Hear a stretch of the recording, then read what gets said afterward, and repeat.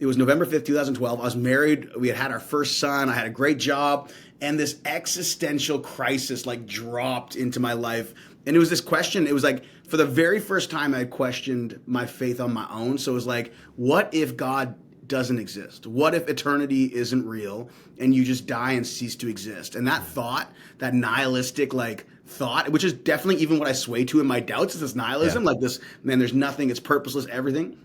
That thought is what completely scared me into the idea of like having to deal with this question. And I didn't know who to turn to except for this one man. His name's Phil, and he's an incredible man, like lawyer, partner at a firm, brilliant mind. But he spent time and poured into me through something called Beer and Bible Study, which is just what it sounds like.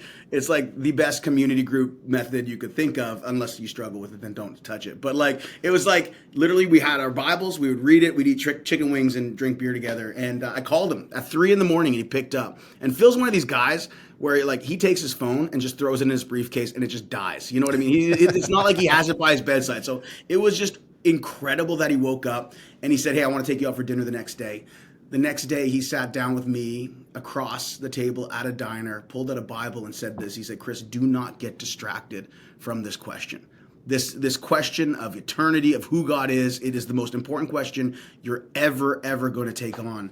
And then Phil was guiding me through that moment, encouraged me to start reading my Bible, which was the first time I actually did that for myself. Like I had read the Bible lots, but it was always because someone told me to, because like I needed to do something or prepare for something or show up for something. It was like all that. Like this was the first time it was just for me. And I tell you, man, it just hit different. Like the words of this thing, like the Bible just came to life and the Spirit of God was like moving. It's like you read like Nehemiah in the end of the prayer where he's like, oh my God, remember me for good. And I'm just like crying, saying, God, would that be my life for you? Would that be like my heart for you?